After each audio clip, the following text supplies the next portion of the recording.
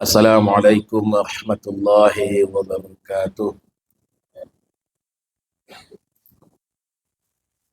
Alhamdulillah, alhamdulillahi rabbil alamin. Wassalatu wassalamu ala asrafil anbiya'i wal mursalin wa ala alihi wa sahbihi rasulillahi ajma'in. Ashhadu an la ilaha illallah wahdahu la syarika lah wa ashhadu anna Muhammadan abduhu wa rasuluh. Allahumma salli ala Muhammad wa ala alihi wa sahbihi ajma'in. Amma ba'd. Bapak Ibu jemaah kaum muslimin dan muslimat yang dirahmati Allah, alhamdulillahi rabbil alamin. Segala puji sebagai Allah Subhanahu wa taala yang sudah menghidupkan kita kembali sesudah kita dimatikan. Alhamdulillah subuh ini kembali kita dipertemukan Allah. Semoga pertemuan ini mendapatkan berkah daripada Allah Subhanahu wa taala. Dan juga semoga 18 hari kita melaksanakan ibadah puasa ini, semoga menjadikan puasa kita menjadi catatan amal soleh di sisi Allah dan dosa kita digugurkan oleh Allah Subhanahu wa taala. Selawat dan salam tercurah untuk baginda Nabi sallallahu alaihi wasallam. Allahumma salli ala Muhammad wa ala ali.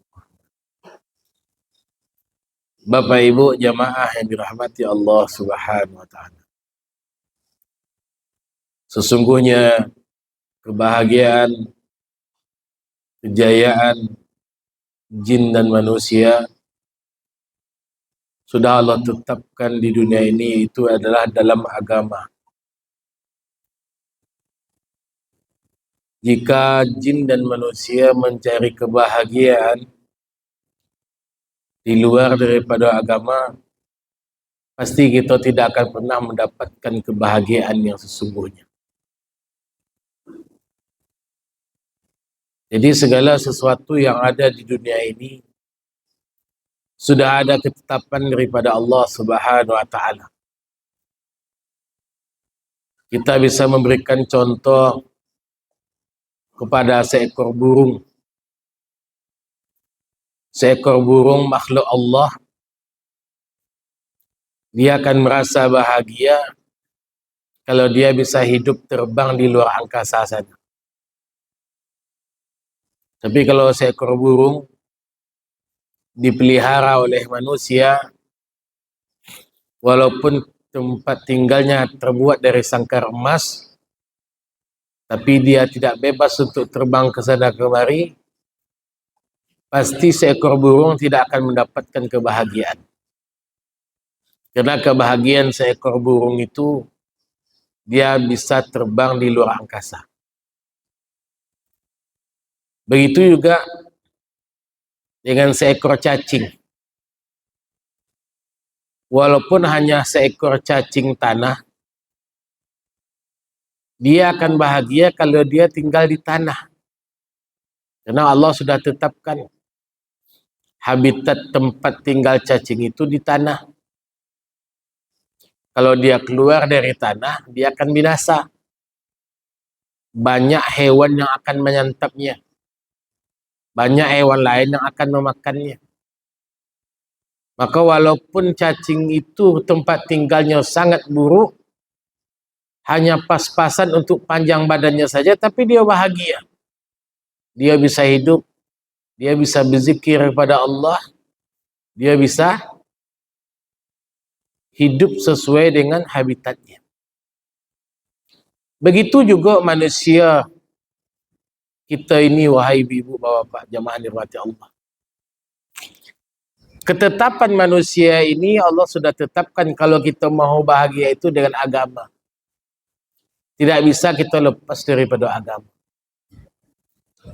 Ketika manusia mencari kebahagiaan selain daripada agama, pasti kebahagiaan itu tidak akan pernah bisa kita dapatkan. Walaupun mungkin ada kita dapatkan, itu hanyalah kebahagiaan yang semu. Salah satu contoh orang yang candu narkoba. Ada orang kecanduan narkoba atau minum khamar. Jelas-jelas Allah mengatakan khamar itu adalah perbuatan syaitan. Ya ayyuhalladzina amanu innamal khamru wal maisir wal azlamu wal ansabu wal azlamu ritsun min amalis syaitan. Jelas khamar itu dilarang Allah, itu adalah merupakan perbuatan syaitan. Lalu ada orang ingin bahagia, dia mengkonsumsi sabu-sabu, dia mengkonsumsi khamar. Dengan mengkonsumsi khamar dan sabu-sabu ini dia akan bahagia. Itu bukanlah kebahagiaan yang hakiki. Siapa orang yang sudah mendapatkan kebahagiaan yang hakiki, ibu-ibu dan bapak? Orang yang sudah dijamin oleh Allah Subhanahu wa taala di dalam Al-Qur'an, yang mendapatkan kebahagiaan yang hakiki, yang selamat dunia dan akhirat. Yaitu adalah generasi sesudahnya Rasulullah, yaitu generasi para sahabat. Sahabat-sahabat Rasulullah itu adalah orang-orang yang dijamin oleh Allah menjadi golongan orang-orang yang terbaik, yang sudah meraih kebahagiaan dunia dan akhirat. Mengapa para sahabat-sahabat Rasulullah itu bahagia dunia dan akhirat? Inilah kaji kita pada subuh ini, ibu-ibu, bapak-bapak yang dirahmati Allah. Karena mereka mengikuti kudratullah, mereka sudah mendapatkan kehidupan mereka yang sesungguhnya, apa yang mereka sudah capai di dunia ini. Apa itu? Mereka memiliki 6 sifat. Mana 6 sifat sahabat yang membawa mereka bahagia dunia dan akhirat? Pertama, mereka memiliki sifat bertauhid, menanamkan keyakinan kepada kalimat La ilaha illallah Muhammad Rasulullah dengan sepenuh hati.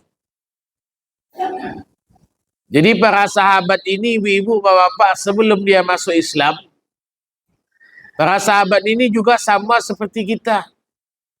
Sama seperti manusia-manusia yang galau, mencari kebahagiaan dengan khamar, mencari kebahagiaan dengan judi, mencari kebahagiaan dengan perempuan, dan segala bentuk kebahagiaan yang didapatkan.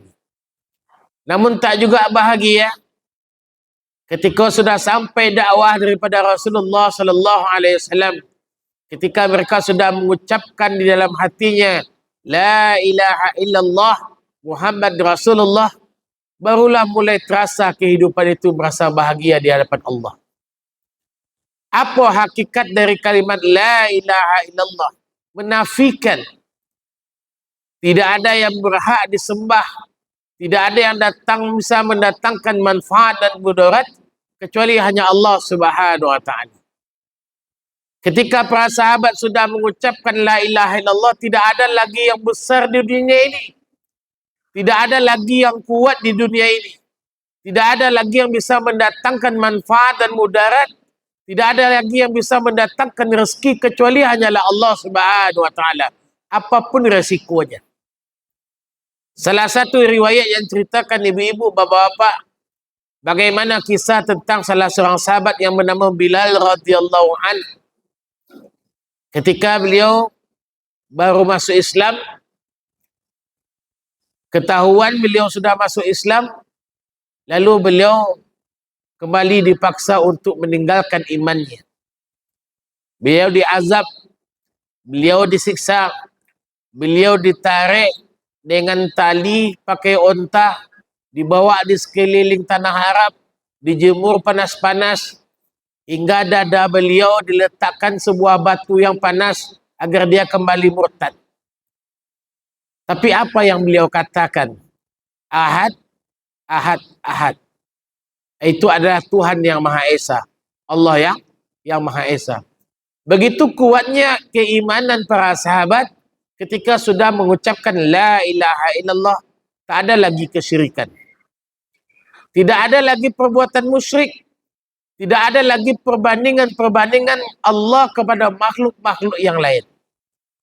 Inilah keunggulan para sahabat, ibu-ibu, bapak, jamaah dirahmati Allah. Ketika Allah katakan Ya, ketika Allah Subhanahu wa taala berfirman, "Ya bunayya, la tusyrik billah, inna syirka la zulmun azim." Sebagaimana Allah Subhanahu wa taala berfirman menasihati Luqman kepada anaknya, "Wahai anakku, janganlah kalian memperserikatkan Allah." Memperserikatkan Allah ini merupakan dosa yang sangat besar. Memperserikatkan Allah di sini maksudnya ibu-ibu, bapak-bapak, tidak hanya menyembah selain pada Allah, tapi juga tidak lagi menyimpan kebesaran selain daripada Allah Subhanahu wa taala. Inilah keunggulan para sahabat. Hari-hari para sahabat itu ketika sudah masuk Islam, dia selalu membicarakan kebesaran Allah. Duduk di kebun, dia bicara tentang kebesaran Allah. Duduk di pasar, dia cerita tentang kebesaran Allah. Duduk di masjid, dia membicarakan tentang kebesaran Allah.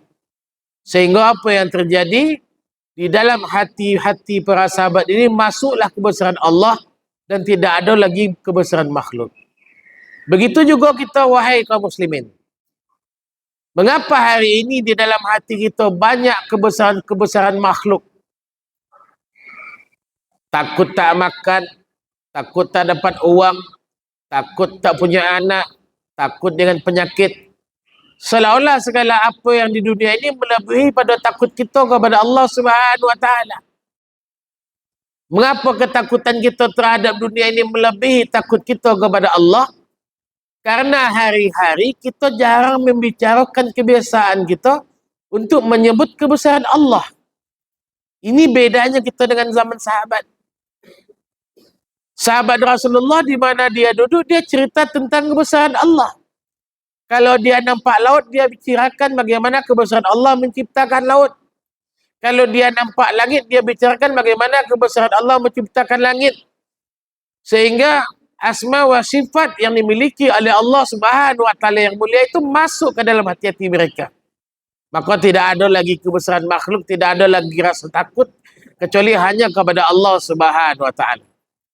Berbeda dengan kita, hari-hari kita terlalu banyak bicara dunia, terlalu banyak bicara yang sia-sia, sehingga hati kita ini bergantung kepada makhluk-makhluk selain pada Allah Subhanahu wa taala. Mungkin kita tidak ada menyembah api, kita tidak ada menyembah berhala. Tapi etikat kita lah yang selalu rusak, wahai kaum muslimin.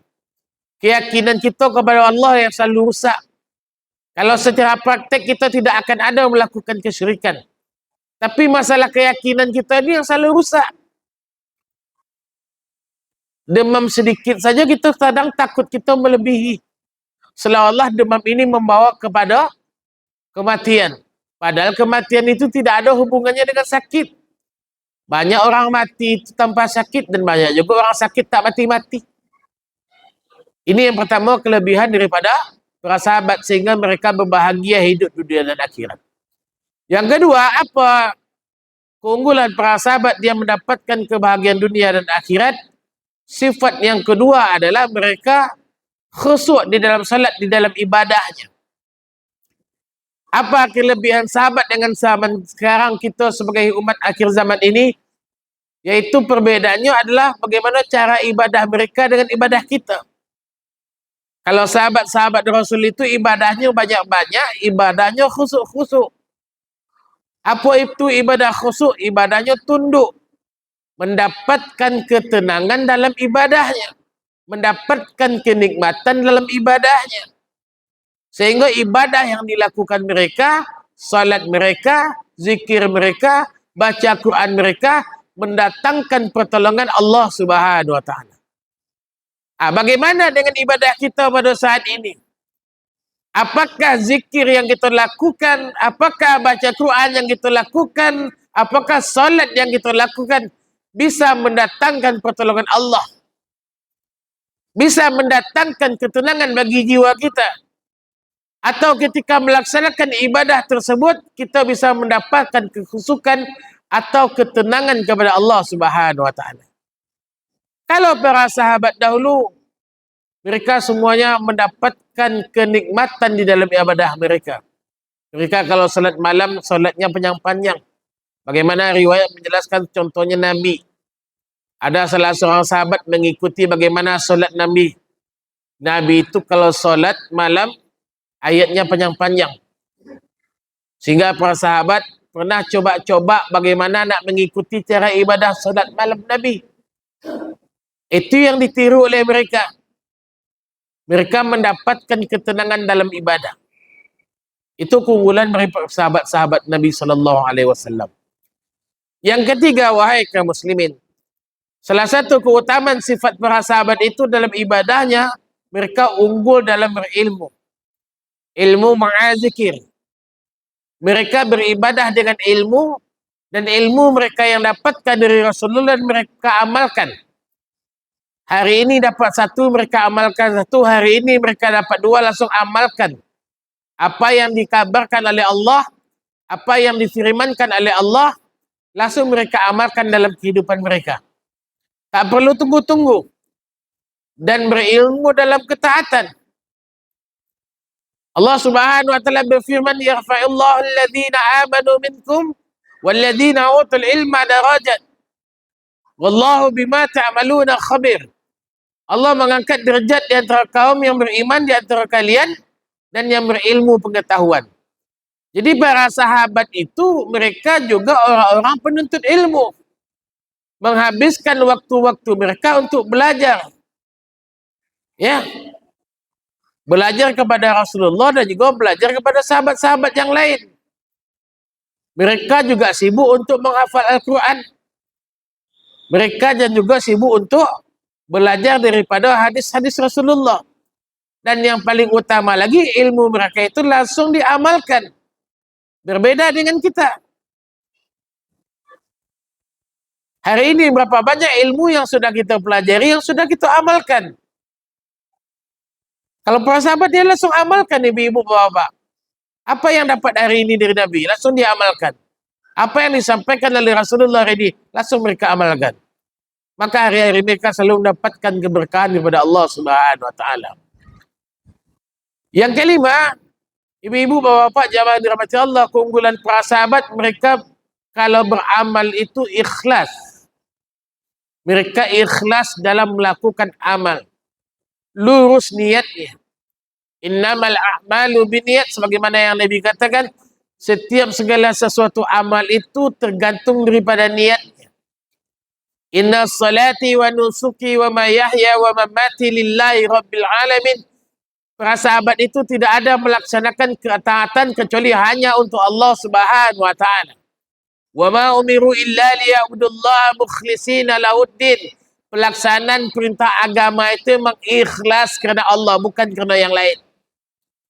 Mereka solat kerana Allah, mereka zikir kerana Allah, mereka menuntut ilmu kerana Allah, mereka bersedekah kerana Allah, mereka berjuang untuk agama Allah Subhanahu wa taala.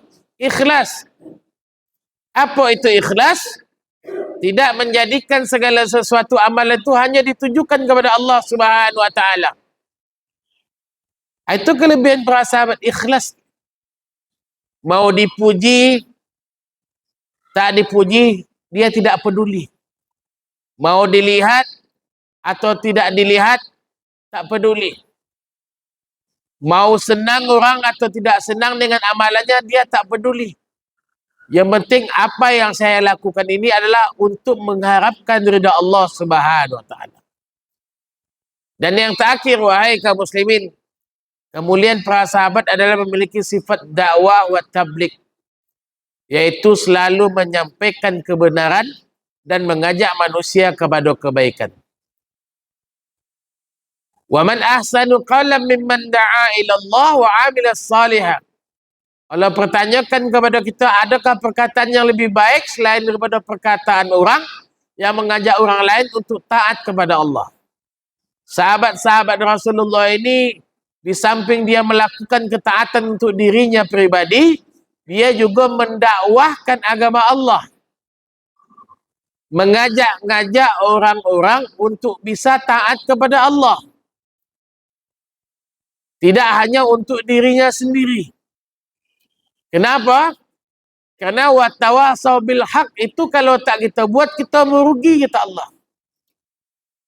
Para sahabat itu paham betul dia dengan firman Allah, wal asr innal insana lafi khusr illal ladzina amanu wa 'amilus shalihat wa tawasaw bil haqq wa tawasaw bis sabr. Allah Subhanahu wa taala berfirman, demi waktu asar, demi masa, seluruhnya kita ini merugi kecuali bagi kita yang beriman dan beramal soleh. Cukup tak dengan iman dengan amal soleh saja? Tidak. Wa tawasaw bil haq, kalau tak nasihat menasihati juga rugi kita. Ada orang hanya cukup beriman dan beramal saja, rugi. Kalau dia tak buat dakwah, wa tawasaw bil haq, kalau dia sudah nasihat menasihati, dia pun masih rugi, kata Allah. Wa tawasaw bis sabr, kalau dia tidak sabar dalam melaksanakan itu semua. Jadi para sahabat-sahabat Rasulullah, ibu-ibu, bapak-bapak, mereka bahagia dunia dan akhirat. Dari 6 sifat sahabat yang mulia tadi, mereka lakukan sungguh-sungguh dalam kehidupan mereka. Mengajak manusia kepada Allah, mengingatkan manusia kepada Allah, mengajak manusia kepada yang ma'ruf, mencegah daripada yang kemungkaran. Dan mudah-mudahan kita semua bisa mengambil pelajaran daripada mereka semua. Ibu-ibu dan bapak-bapak jemaah dirahmati Allah, kalau kita ini sebagai umat akhir zaman ini mau mengikuti jejak-jejak mereka, maka insya-Allah kita akan sama seperti yang Allah katakan, kuntum khairu ummat ukhrijat linnas. Kita juga insya-Allah akan mendapatkan predikat menjadi umat yang terbaik sebagaimana apa akhlak yang didapatkan oleh para sahabat di hadapan Allah Subhanahu wa taala.